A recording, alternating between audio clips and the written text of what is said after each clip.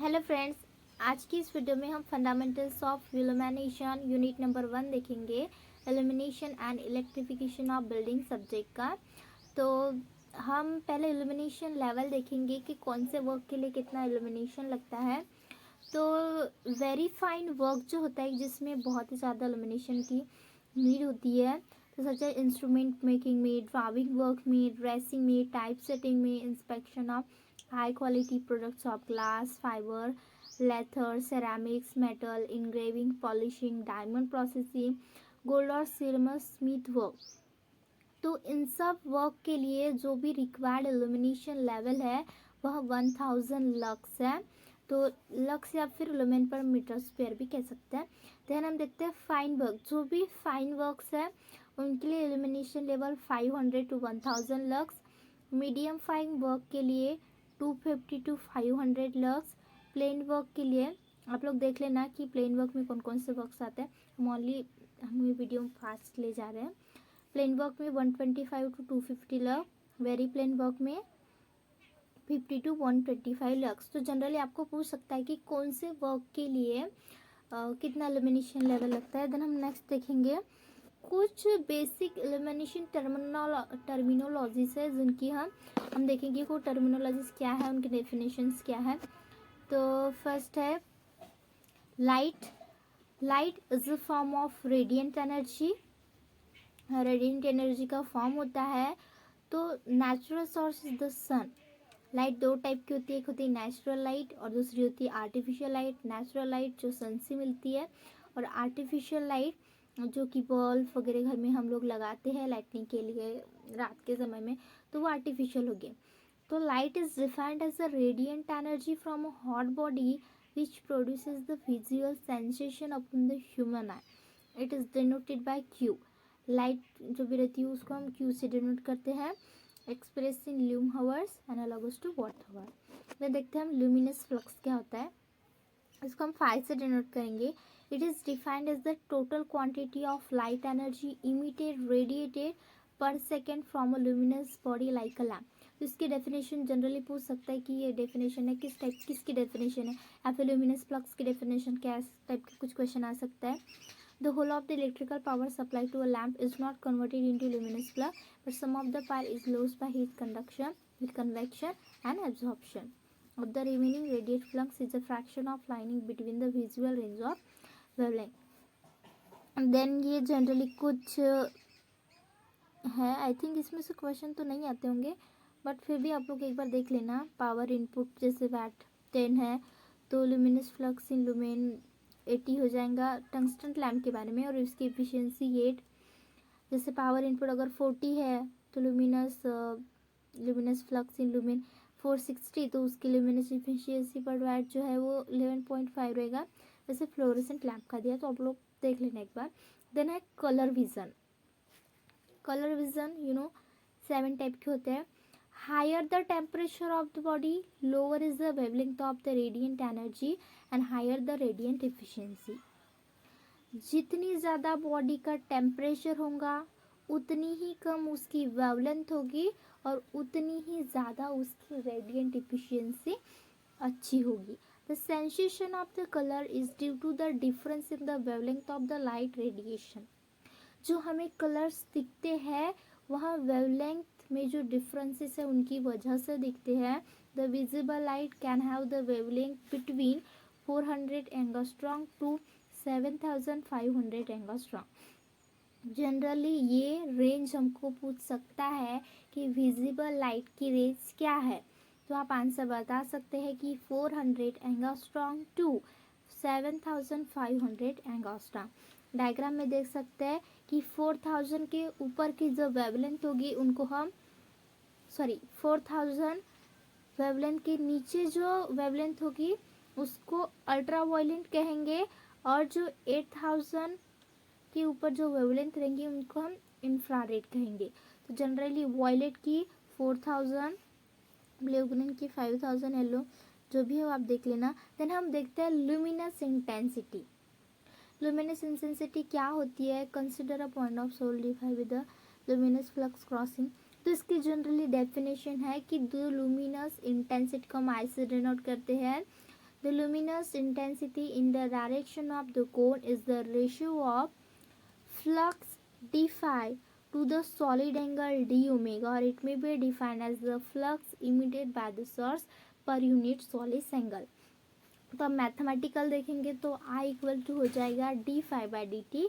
It's unit is candela और lumen per steradian. Luminous intensity का जो यूनिट होता है वह कैंडेला होता है.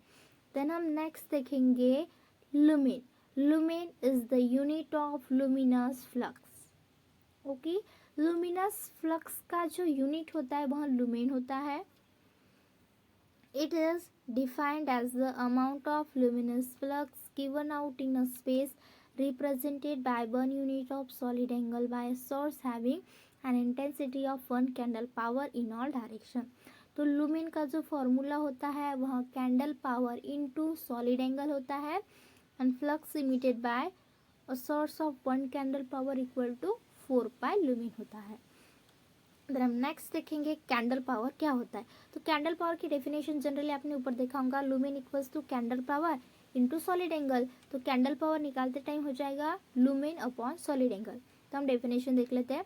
Candle power of the source is defined as the number of lumen emitted by that source per unit solid angle in a given direction. जो ऊपर जो फॉर्मूला लिखा है उसी से हम कैंडल पावर की डेफिनेशन बना सकते हैं कि कैंडल पावर जो होता है वो लुमेन पर सॉलिड एंगल होता है. The term candle power is use interchangeably with luminous intensity. Luminous intensity को भी कभी कभी हम कैंडल पावर बोल सकते हैं. देन हम देखते हैं प्लेन एंगल क्या है, सॉलिड एंगल क्या है. Plane angle it is subtended at a point and is close by two straight line. आपको डायग्राम में दिख रही होंगी कि दो जो पॉइंट है वो पी पॉइंट पे आके मीट हो रहा है. It is expressed in degree. Plane angle को डिग्री में या फिर रेडियन में डिनोट करेंगे हम. एंगल थीटा इन डिग्रीज और radian. 1 radian is the angle subtended by an arc of a circle whose length is equal to the radius of the circle. Then आप solid angle की definition देख लो. Then हम देखेंगे illumination क्या होता है, जनरली पूछ सकता है बिकॉज ये बहुत इंपॉर्टेंट है और इसके ऊपर पूरा चैप्टर है. इल्यूमिनेशन देखेंगे when light falls upon any surface the phenomenon is called as illumination. When light falls upon any surface, जब भी कोई लाइट सरफेस पे फॉल होती है तो इस फिनोमेना को हम इल्यूमिनेशन कहते हैं. इल्यूमिनेशन की और एक डेफिनेशन है कि it is defined as the luminous flux number of lumen falling on the surface per unit area. तो इल्यूमिनेशन को जनरली हम इससे डिनोट करते हैं flux lumen upon area. Then हम देखेंगे लक्स. लक्स तो इल्यूमिनेशन का यूनिट होता है और उसको मीटर कैंडल भी कह सकते हैं. It is the unit of illumination. It is defined as the luminous flux falling per unit area. 1 lux equal to 1 lumen per square metre. Then हम देखेंगे कि relation of lux and foot angle क्या है. चलो देखेंगे कि 1 metre equal to 3.28 feet होता है. 1 foot candle equal to 3.28 square. मतलब जनरली देखिए तो 1 lux equal to 0.093 foot candle होता है. तो हम नेक्स्ट देखेंगे मीन हॉरिजॉन्टल कैंडल पावर. इसका शॉर्ट फॉर्म है MHCP. तो वैसा भी हो सकता है कि आपको इसका फुल फॉर्म पूछे. MHCP का फुल फॉर्म क्या है, तो इसका फुल फॉर्म है मीन हॉरिजॉन्टल कैंडल पावर. इसकी डेफिनेशन देख लेते हैं. It is defined as the mean of the candle power in all direction in the horizontal plane containing the source of light. The next है mean spherical candle power, मतलब MSCP. It is defined as the mean of the candle power at the source of light in all direction and in all plane. Then a mean hemispherical candle power, MHSCP. It is defined as the mean of the candle power in all direction within the hemisphere either above or below the horizontal plane. Then a reduction factor क्या होता है, तो generally reduction factor ratio होता है mean spherical candle power upon mean horizontal candle power. मतलब reduction factor equal to MSCP upon MHCP। Then हम देखेंगे lamp efficiency और लुमिनस एफिशिएंसी। तो लुमिनस एफिशिएंसी की डेफिनेशन जनरली होती है लुमेन पर वैट। लुमेन पर वैट को ही हम लैम्प एफिशिएंसी कहते हैं। It is the ratio of luminous flux to the power input to a lamp. It is expressed in lumen per watt. Say 100 watt lamp has luminous lux of 1630. अगर luminous efficiency निकालना होगा तो lumen की value put कर देना 1630 divided by 100, जो कि ऊपर एग्जाम्पल में दिया, तो आंसर हो जाएगा 16.3।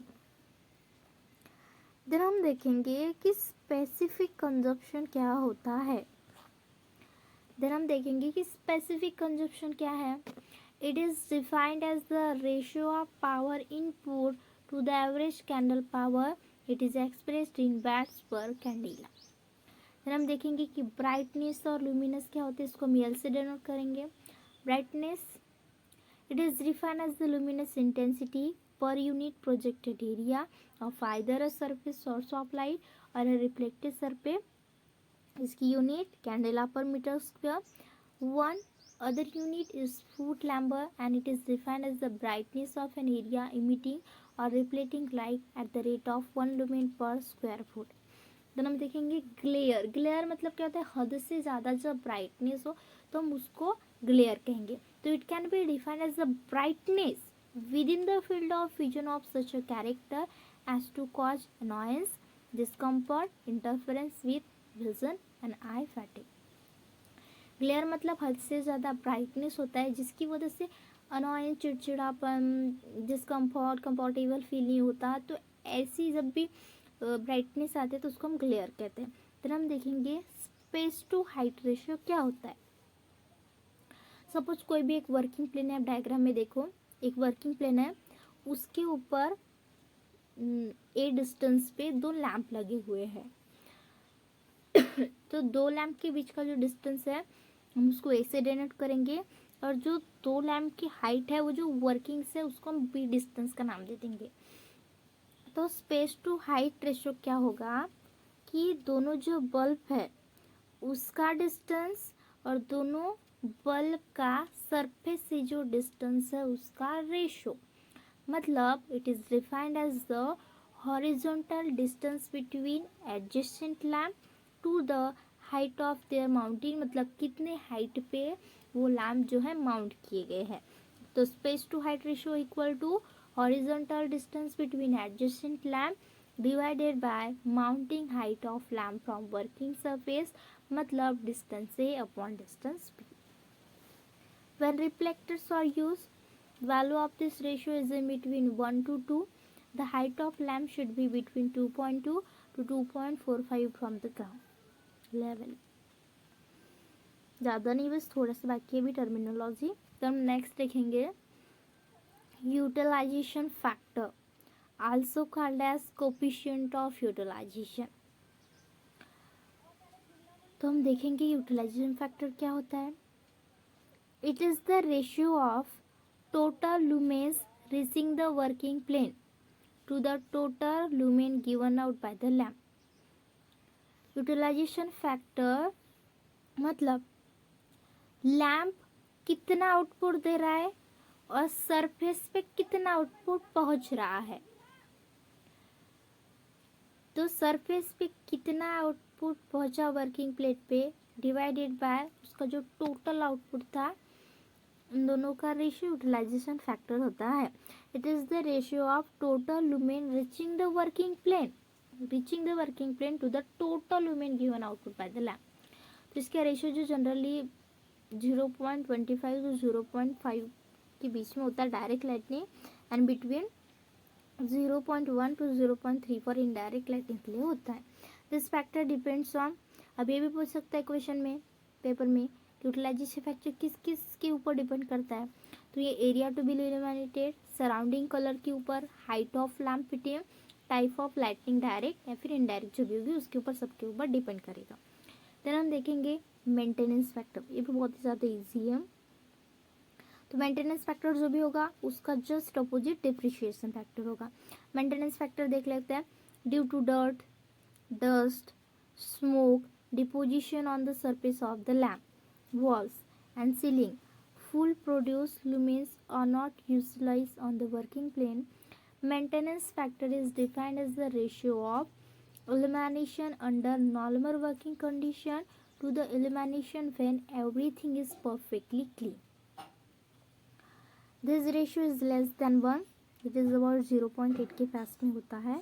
डिप्रिशिएशन फैक्टर इसका जस्ट अपोजिट होता है। illumination when everything is perfectly clean upon illumination in normal working condition. Then next देखेंगे, ये कलर ऑफ सरफेस है, परसेंटेज ऑफ लाइट रिफ्लेक्टेड, इनमें से कितने परसेंटेज की लाइट रिफ्लेक्ट होती है यहाँ पे दिया है। इससे लाइट वाइट के लिए 81%, लाइट क्रीम के लिए 69 to 75%, लाइट ग्रीन के लिए 65%, जो भी आप लोग देख लेना। लाइट ग्रे के लिए, मीडियम ग्रे के लिए, डार्क टैन के लिए ग्रे के लिए, डार्क ऑलिव ग्रीन के लिए, डार्क ग्रे नेचुरल के लिए। देन नेक्स्ट है waste light factor. Waste light, जो भी वेस्टेज लाइट होंगी उसके बारे में होगा। Then so many light sources leave overlapping light there out to be wastage of light. This fact is taken into account by multiplying the theoretic value of lumen required by 1.2. जो भी waste light factor है उसका है। And absorption factor, sometimes the particular area are supered by fumes, smoke such as bakery, smithy shops, foundries, etc. Full lumen are not utilized. We have to provide more lumen for proper illumination. In such cases absorption factor has to be conceived, जिसका जो है formula होता है total lumen available for after absorption, total limit emitted by light source. मतलब total lumen output, जैसे lamp है उसने कितना दिया और उस लाइट को एब्जॉर्ब करने के बाद कितना लाइट बचा है, इन दोनों का रेशियो। तो इस फैक्टर की जो वैल्यू आती है जनरली 0.5 to 0.6 के बीच में आती है। For clean atmospheric it is unity होती है क्लीन एटमॉस्फेयर के लिए। Then a beam factor, this is considered in case of projectors when some lumen are absorbed by reflector front glass of projector lamp. This factor की जो value होती है generally 0.3 to 0.6 के बीच में होती है। द नेक्स्ट रिफ्लेक्शन फैक्टर, जिसका formula होता है reflected light upon incident light. मतलब लाइट कितनी इंसिडेंट की है एंड लाइट कितनी रिफ्लेक्ट हुई है, इनका रेशियो हम कहेंगे रिफ्लेक्शन फैक्टर।